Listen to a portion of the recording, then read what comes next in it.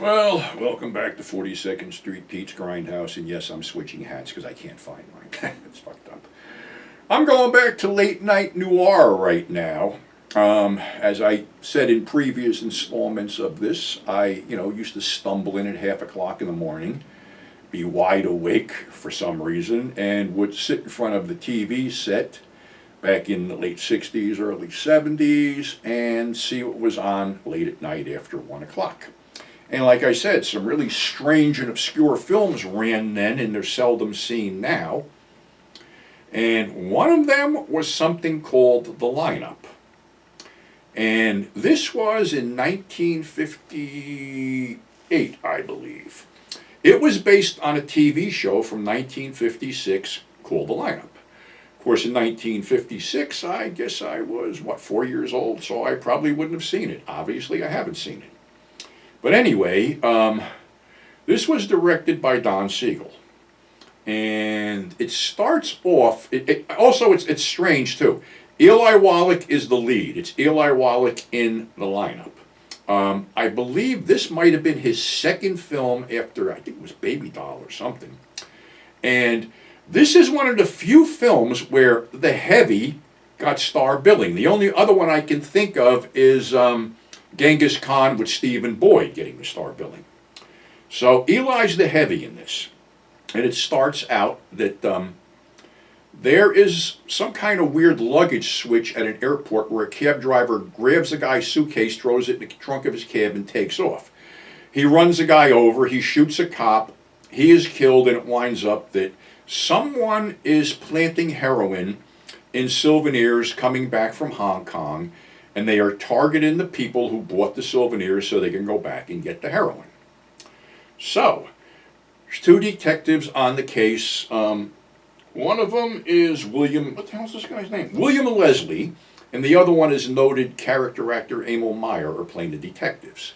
This was directed by Don Seigel, who, of course, became Clint Eastwood's mentor and did a lot of action films. A lot of crime films, too, like this one, like Babyface Nelson, Riot in Cell Block 11, things like that. But anyway, the film centers on two hitmen, Dancer and Dwayne. Dancer is Eli Wallach. Dwayne is played by Robert Keith, Brian Keith's father, who is his mentor. Their driver is Sandy, an alcoholic Richard Jekyll. Now, they have to basically track down the people who got these things.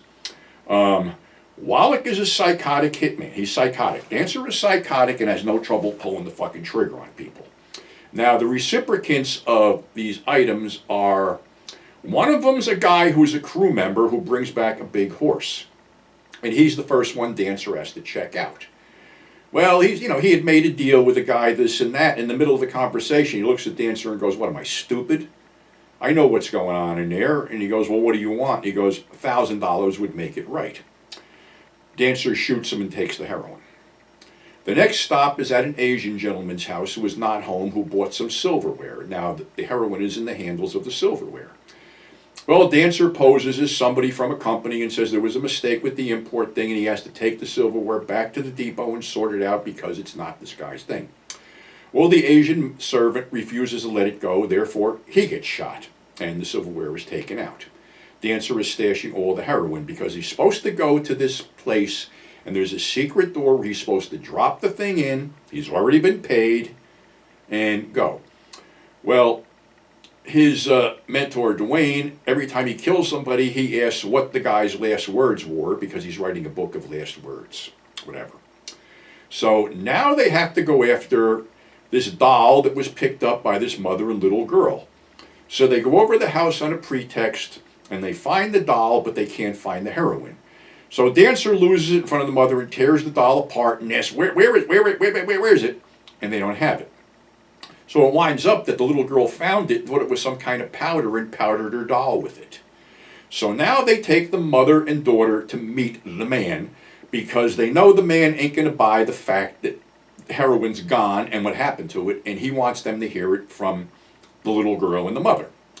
So he goes to the drop and makes like he's putting the drop in, then lays back until this guy in a wheelchair shows up. Then he tells him who I am and what happened and this and that. And the guy looks up and he goes, "You're dead." And he goes, "What do you mean I'm dead?" He goes, "I don't care about what you're telling me now." He goes, "You're not supposed to see me. You're dead. You're a dead man." So Dancer pushes him off the fucking precipice of this upper level thing they're on, and he falls to his death. He runs back to the car, which is already surrounded by the cops, and they take off in a high-speed chase where Sandy says, "I can get you out of here." Well, he can't. They wind up on a dead end of a freeway that hasn't been built. Dwayne gets out of the car and tries to run away, and Dancer shoots him in the back saying, "What's your last words?" He knocks Sandy unconscious, and he's holding the gun on the little girl when finally he gets shot a couple times and falls to his death.